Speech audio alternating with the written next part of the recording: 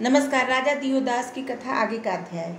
ब्रह्मा जी बोले, हे नारद, योगिनियों के लौटने में विलंब हुआ। तब शिव जी चिंतित होकर सूर्य को आज्ञा दिए कि हे सूर्य, तुम काशी जाकर समाचार ले आओ, योगिनीगण अब तक क्यों नहीं लौटे हैं।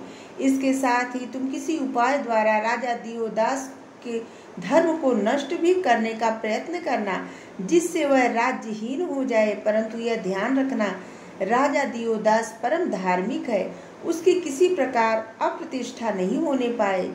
हे सूर्य, तुम त्रिभुवन में श्रेष्ठ हो और तुम्हारा नाम जगचक्षु प्रसिद्ध है, अतः तुम अपनी बुद्धिमानी से राजा दियोदास के धर्म मार्ग से हटाकर यहाँ लौटा ले आओ। हे नारद, भगवान शिव जी की आज्ञा पाकर सूर्य भी अपने स्वरूप बदलकर काशी में जा पहुँचे। वहाँ पे उन्होंने भिखारी, ज्योतिषी, दरिद्र, योगी, जटाधारी, परमहंस, दिगंबर, छली और मतहीन आदि अनेक प्रकार के रूप धारण किए।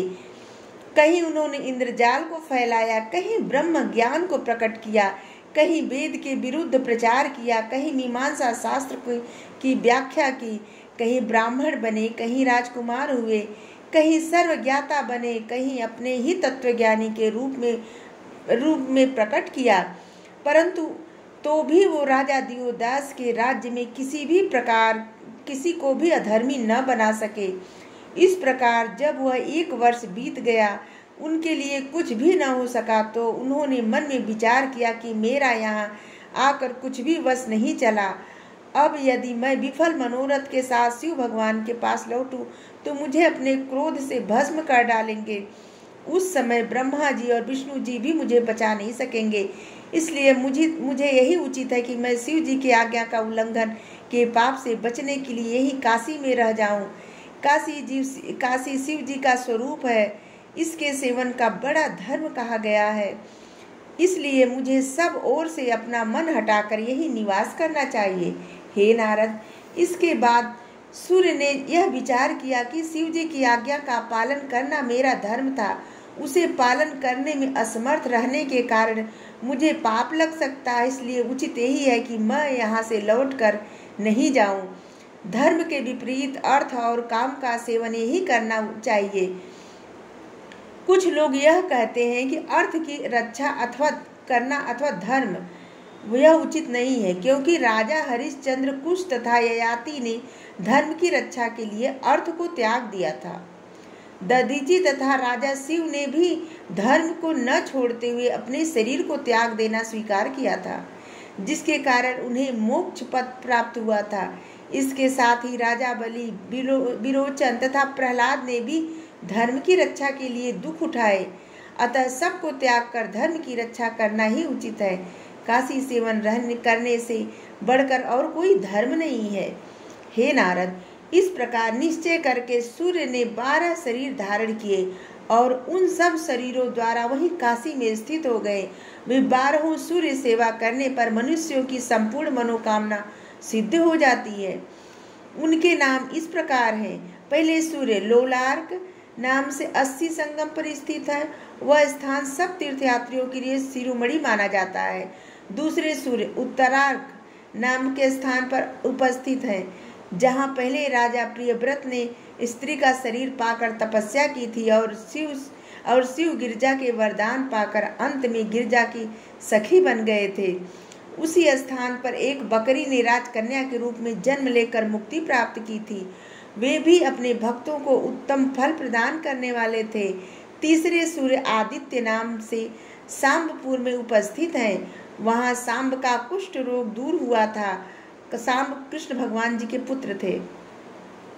5वें सूर्य मयुपादित्य नाम है, जो शिव जी तथा गिरजा की सेवा द्वारा शिव जी के दाहिने नेत्र बनकर प्रतिष्ठित हुए हैं। उनकी गणना 8 वसुओं में की जाती है। 8 वसुओं में एक वसु के रूप में की जाती है।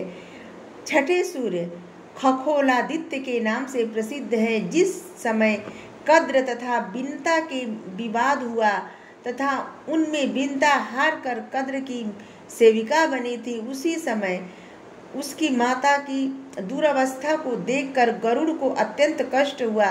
तब गरुड़ अमृत लेने के लिए देवलोक में चले गए और वहां देवताओं पर विजय प्राप्त करने के पश्चात अमृत लेकर अपनी माता बिंता के पास चले गए। बिंता जो है गरुड़ की माता है। कश्यप के पुत्र गरुड़ जिस समय अमृत लेकर लौट रहे थे उसी समय मार्ग में विष्णु जी ने उन्हें रोककर भारी युद्ध किया। उस युद्ध में विष्णु जी गरुड़ को नहीं जीत सके। तब उन्होंने छल करके गरुड़ से यह वरदान मांगा कि तुम हमें अमृत दे दो और हमारे वाहन भी हो जाओ। तब गरुड़ जी ने विष्णु भगवान जी की बात स्वीकार करके अमृत दे दिया और उनके वाहन भी बन गए। उस समय बिंता ने युद्ध स्थल पर खगोलादित्य सूर्य की स्थापना की थी, जिनकी उपासना से बिंता की लज्जा दूर हुई। वो खगोलादित्य अपने भक्तों की संपूर्ण मनोकामनाओं को पूरा करने वाले हैं। हे नारद, 7वें सूर्य का नाम है अरुण। अरुण नाम से सूर्य शिव जी के उत्तर दिशा में विराजमान है। वे बिंता के पुत्र अरुण नाम से भी प्रसिद्ध हुए थे। विष्णु भगवान के वाहन जो हैं गरुड़, उनके बड़े भाई अरुण। उनकी सेवा करने से संपूर्ण कष्ट दूर होते हैं। 8वें सूर्य बृहदादित्य नामक से विशालाक्षी देवी के दक्षिण ओर स्थित है। उनकी सेवा करके अल्पायु हारित नामक मुनि युवा हो गए थे। वे संपूर्ण रोगों को दूर करने वाले तथा आनंद प्रदान करने वाले हैं। 9वें सूर्य का नाम केशवादित्य है। उन्होंने विष्णु जी के उपदेश प्राप्त किए। एक दिन जब सूर्य ने यह देखा कि विष्णु जी पादोदक तीर्थ पर शिवलिंग की पूजा कर रहे हैं, तो उन्होंने उनके पास जाकर यह पूछा कि हे विष्णु भगवान, आप तो सबसे अधिक श्रेष्ठ हैं, फिर आप यहाँ किनकी पूजा कर रहे हैं? उस समय विष्णु जी ने उन्हें उत्तर दिया, हे सूर्य, भगवान सदाशिव हमसे बड़े हैं, अतः हम यहाँ पर उन्हीं की पूजा कर रहे हैं। तुम भी शिवलिंग का पूजन करो तो तुमको उच्च पद की प्राप्ति होगी। यह सुनकर सूर्य उसी दिन से शिवलिंग का पूजन करने लगे और विष्णु जी को अपना गुरु जानकर वहीं स्थित हो गए। 10वें विमलादित्य नामक सूर्य को हरिकेश ने वन में स्थापित किया था। प्रबाहु का पुत्र जो उच्च देश का स्वामी था, दुर्भाग्यवश कोढ़ी हो गया था।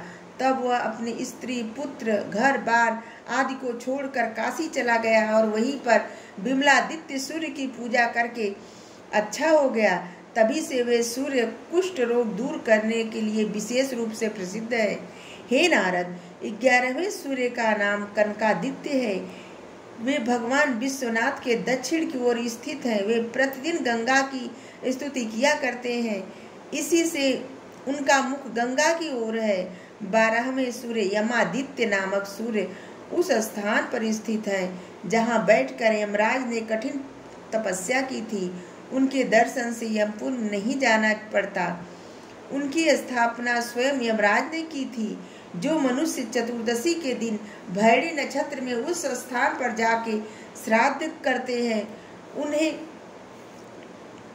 उन्हें गया के श्राद्ध करने के समान फल प्राप्त होता है।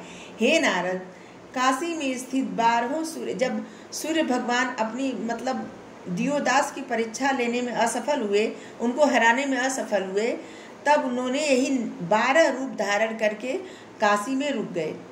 हे नारद, काशी में स्थित 12वां सूर्यों का वर्णन सुनने से रोग तथा पाप नष्ट हो जाते हैं। जो मनुष्य इनकी सेवा करते हैं वह अत्यंत आनंद प्राप्त करते हैं तथा उस पर शिव जी भी प्रसन्न होते हैं तथा 12वां सूर्य शिव जी के परम भक्त हैं तथा शिव जी के मुख्य सेवक के रूप में स्मरण किए जाते हैं। हे नारद, इसके अतिरिक्त 5 देवता भी शिव जी के अनन्य सेवक हैं। जो मनुष्य शिव भक्ति को त्याग कर किसी अन्य देवता की पूजा करता है, जो यह समझता है कि अन्य देवता शिव जी से भिन्न है, वह पशु के समान महामूर्ख है। वेद का कथन है कि शिव जी सबसे सन्निहित है। हे परब्रह्म, निर्गुण आनंद स्वरूप